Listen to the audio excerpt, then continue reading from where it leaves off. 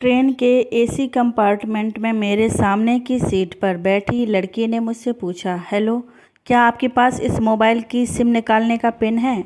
उसने अपने बैग से एक फ़ोन निकाला। वह नया सिम कार्ड उसमें डालना चाहती थी, लेकिन सिम स्लॉट खोलने के लिए पिन की ज़रूरत पड़ती है जो उसके पास नहीं थी।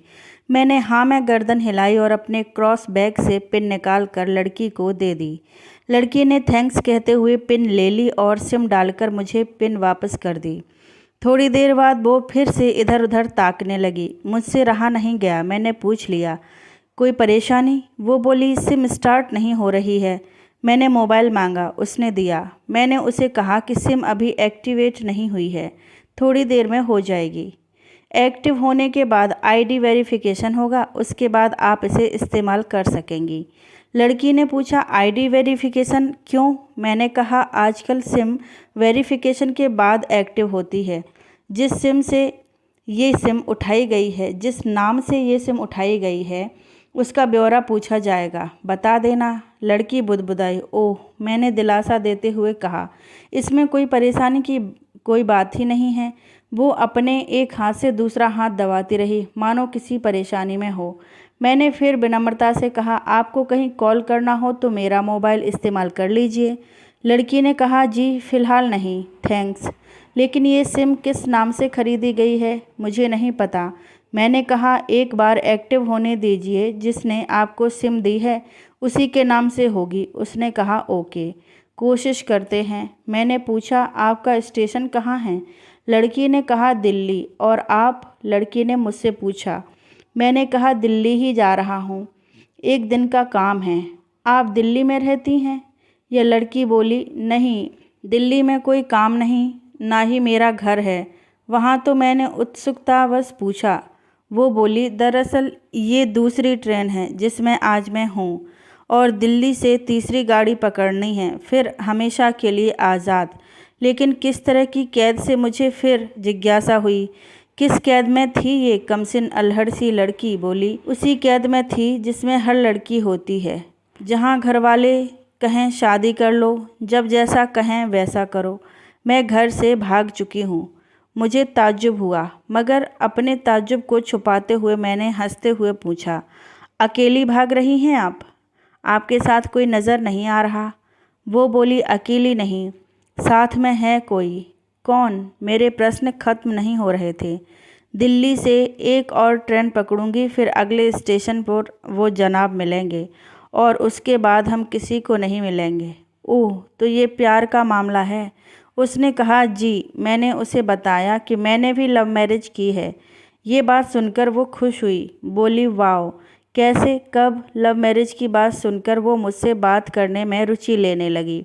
मैंने कहा, कब, कैसे, कहाँ, वो तो मैं बाद में बताऊंगा, पहले आप बताओ, आपके घर में कौन कौन है? उसने होशियारी बरतते हुए कहा, वो मैं आपको क्यों बताऊं? मेरे घर में कोई भी हो सकता है, मेरे पापा, माँ, भाई, बहन, या हो सकता है भाई ना हो, सिर्फ बहनें हों, या ये भी हो सकता है कि बहनें ना हों और दो चार गुस्सा करने वाले बड़े भाई हों। मतलब मैं आपका नाम भी नहीं पूछ सकता? मैंने काउंटर मारा। वो बोली, कुछ भी नाम हो सकता है मेरा, टीना, मीना, रीना, कुछ भी। बहुत बातूनी लड़की थी वो।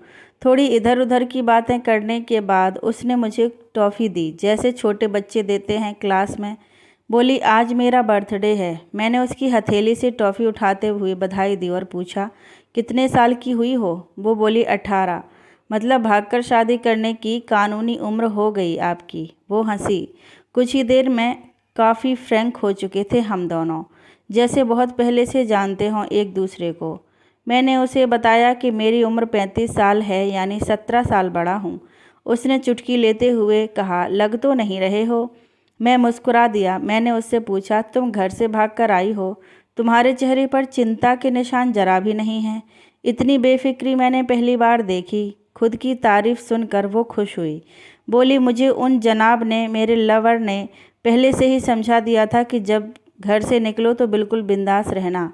घर वालों के बारे में बिल्कुल मत सोचना, बिल्कुल अपना मूड खराब मत करना, सिर्फ मेरे और हम दोनों के बारे में सोचना, और मैं वही कर रही हूँ। मैंने फिर चुटकी ली। कहा, उसने तुम्हें मुझ जैसे अनजान मुसाफिरों से दूर रहने की सलाह नहीं दी? उसने हंसकर जवाब दिया, नहीं, शायद वो भूल गया होगा। ये बताना। मैं उसके प्रेमी की तारीफ़ करते हुए कहा, वैसे तुम्हारा बॉयफ्रेंड काफ़ी टैलेंटेड है। उसने किस तरह से तुम्हें अकेले घर से रवाना किया, नई सिम और मोबाइल दिया, 3 ट्रेन बदलवाईं ताकि कोई ट्रेक ना कर सके। Very talented person. लड़की ने हामी भरी। बोली, बहुत टैलेंटेड है वो, उसके जैसा कोई नहीं। मैंने उसे बताया कि मेरी शादी को 10 साल हुए हैं, एक बेटी है 8 साल की और एक बेटा है 1 साल का। ये देखो उनकी तस्वीर। मेरे फ़ोन में बच्चों की तस्वीर देखकर उसके मुंह से निकल गया, सो क्यूट। मैंने उसे बताया कि ये जब पैदा हुई तब मैं कुवैत में था, एक पेट्रो कंपनी में बहुत अच्छी जॉब थी मेरी, बहुत अच्छी सैलरी थी। फिर कुछ महीनों बाद मैंने वो जॉब छोड़ दी और अपने ही कस्बे में काम करने लगा। लड़की ने पूछा, जॉब क्यों छोड़ी? मैंने कहा, बच्ची को पहली बार गोद में उठाया तो ऐसा लगा जैसे मेरी दुनिया मेरे हाथों में है। 30 दिन की छुट्टी पर घर आया था, वापस जाना था लेकिन जा ना सका। इधर बच्ची का बचपन खर्च होता रहे, उधर मैं पूरी दुनिया कमा लूँ तब भी घाटे का सौदा है। मेरी 2 टके की नौकरी, बचपन उसका लाखों का। उसने पूछा, क्या बीवी बच्चों के साथ नहीं ले जा सकते थे वहाँ? मैंने कहा, काफ़ी टेक्निकल मामलों से गुजर कर एक लंबे समय के बाद रख सकते हैं।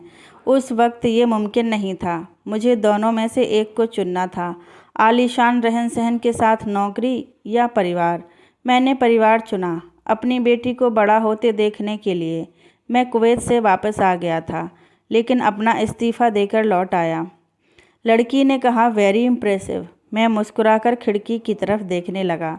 लड़की ने पूछा, अच्छा आपने तो लव मैरिज की थी ना, फिर आप भागकर कहाँ गए? कैसे रहे और कैसे गुजरा वो वक्त? उसके हर सवाल और हर बात में मुझे महसूस हो रहा था कि ये लड़की लड़कपन के शिखर पर है, बिल्कुल नासमझ और मासूम, छोटी बहन सी। मैंने उसे बताया कि हमने भागकर शादी नहीं की और ये भी है कि उसके पापा ने मुझे पहली नज़र में सख्ती से रिजेक्ट कर दिया था। उन्होंने आपको रिजेक्ट क्यों किया? लड़की ने पूछा। मैंने कहा, रिजेक्ट करने का कुछ भी कारण हो सकता है। मेरी जाति, मेरा काम, घर परिवार, बिल्कुल सही। लड़की ने सहमति दर्ज कराई और आगे पूछा, फिर आपने क्या किया? मैंने कहा, मैंने कुछ नहीं किया। उसके पिता ने रिजेक्ट कर दिया। वहीं से मैंने अपने बारे में अलग से सोचना शुरू कर दिया था। खुशबू ने मुझे कहा कि भाग चलते हैं। मेरी वाइफ का नाम है खुशबू। मैंने 2 टूक मना कर दिया। वो 2 दिन तक लगातार जोर देती रही कि भाग चलते हैं। मैं मना करता रहा। मैंने उसे समझाया कि भागने वाले जोड़े में लड़के की इज्जत पर कोई खास फर्क नहीं पड़ता, जबकि लड़की के पूरे कुल की इज्जत धुल जाती है। भागने वाला लड़का उसके दोस्तों में हीरो माना जाता है, लेकिन इसके विपरीत जो लड़की प्रेमी संग भाग रही है वो कुल्टा कहलाती है। मोहल्ले के लड़के उसे चालू कहते हैं। बुराइयों के तमाम शब्दकोश लड़की के लिए इस्तेमाल किए जाते हैं। भागने वाली लड़की आगे चलकर 60 साल की वृद्धा भी हो जाएगी, तब भी जवानी में किए उस कांड का कलंक उसके माथे पर से मिटता नहीं है। मैं मानता हूँ कि लड़का लड़की को तौलने का ये दोहरा मापदंड गलत है, लेकिन हमारे समाज में तो ये नज़रिया गलत है, मगर सामाजिक नज़रिया यही है। वो अपने नीचे के होंठ दांतों तले पीसने लगी। उसने पानी की बोतल का ढक्कन खोलकर एक घूंट पिया। मैंने कहा, अगर मैं उस दिन उसे भगाकर ले जाता तो उसकी माँ तो शायद कई दिनों तक पानी भी ना पीती। इसीलिए मेरी हिम्मत ना हुई कि ऐसा काम करूं। मैं जिससे प्रेम करूं उसके माँ बाप मेरे माँ बाप के समान ही हैं, चाहे शादी ना हो तो ना हो। कुछ पल के लिए वो सोच में पड़ गई, लेकिन मेरे बारे में और अधिक जानना चाहती थी। उसने पूछा, फिर आपकी शादी कैसे हुई? मैंने बताया कि खुशबू की सगाई कहीं और कर दी गई थी। धीरे धीरे सब कुछ नॉर्मल होने लगा था। खुशबू और उसके मंगेतर की बातें भी होने लगी थीं फ़ोन पर, लेकिन जैसे जैसे शादी नज़दीक आने लगी उन लोगों की डिमांड बढ़ने लगी। डिमांड मतलब? लड़की ने पूछा। डिमांड का एक ही मतलब होता है, दहेज की डिमांड। परिवार में सबको सोने से बने तोहफे दो, दूल्हे को लग्जरी कार चाहिए, सास और ननद को नेकलेस दो, वगैरह वगैरह। बोले, हमारे यहाँ रीत है। लड़का भी इस रीत की अदायगी का पक्षधर था।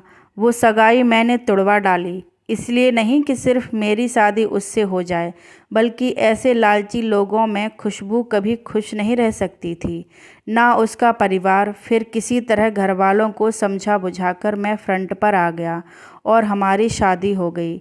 ये सब किस्मत की बात थी।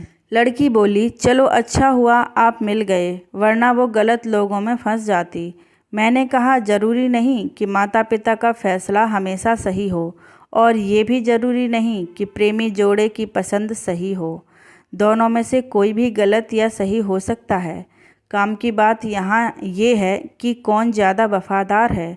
लड़की ने फिर से पानी का घूंट लिया और मैंने भी। लड़की ने तर्क दिया कि हमारा फैसला गलत हो जाए तो कोई बात नहीं, उन्हें ग्लानि नहीं होनी चाहिए। मैंने कहा, फैसला ऐसा हो जो दोनों का हो, बच्चों और माता पिता दोनों की सहमति, वो सबसे सही है। बुरा मत मानना, मैं कहना चाहूँगा कि तुम्हारा फैसला तुम दोनों का है, जिसमें तुम्हारे पेरेंट्स शामिल नहीं हैं। ना ही तुम्हें इश्क का असली मतलब पता है। अभी उसने पूछा, क्या है इश्क का सही अर्थ? मैंने कहा, तुम इश्क में हो, तुम अपना सब कुछ छोड़कर चली आई, ये सच्चा इश्क है। तुमने दिमाग पर जोर नहीं दिया, ये इश्क है। फ़ायदा नुकसान नहीं सोचा, ये इश्क है। तुम्हारा दिमाग दुनियादारी के फितूर से बिल्कुल खाली था। उस खाली जगह में इश्क का फितूर भर दिया गया। जिन जनाब ने इश्क को भरा है, क्या वो इश्क में नहीं है?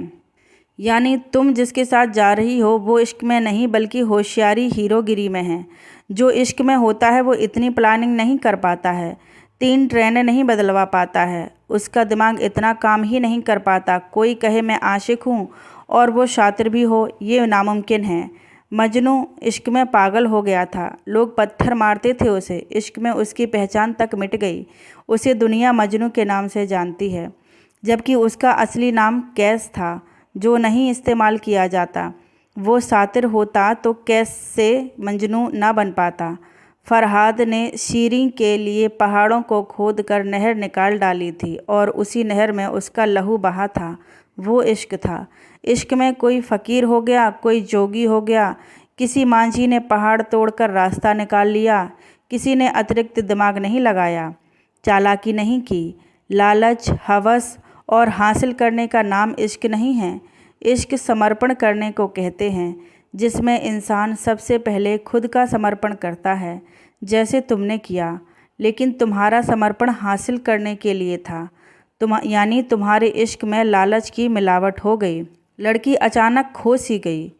उसकी खिलखिलाहट और खिलंदड़पना एकदम से खामोशी में बदल गया। मुझे लगा मैं कुछ ज़्यादा बोल गया, फिर भी मैंने जारी रखा। मैंने कहा, प्यार तुम्हारे पापा तुमसे करते हैं। कुछ दिनों बाद उनका वज़न आधा हो जाएगा। तुम्हारी माँ कई दिनों तक खाना नहीं खाएगी, ना पानी पिएगी, जबकि आपको अपने आशिक को आजमा कर देख लेना था। ना तो उसकी सेहत पर फ़र्क पड़ता, ना दिमाग पर। वो अक्लमंद है, अपने लिए अच्छा सोच लेता। आजकल गली मोहल्ले के हर तीसरे लौंडे लपाटे जो इश्क हो जाता है, वो इश्क नहीं है, वो सिनेमा जैसा कुछ है। एक तरह की स्टंटबाजी, डेयरिंग, अलग कुछ करने का फितूर, और कुछ नहीं। लड़की का चेहरे का रंग बदल गया। ऐसा लग रहा था वो अब यहाँ नहीं है, उसका दिमाग किसी अतीत में टहलने निकल गया है। मैं अपने फ़ोन को स्क्रॉल करने लगा, लेकिन मन की इंद्री उसकी तरफ थी। थोड़ी ही देर में उसका और मेरा स्टेशन आ गया।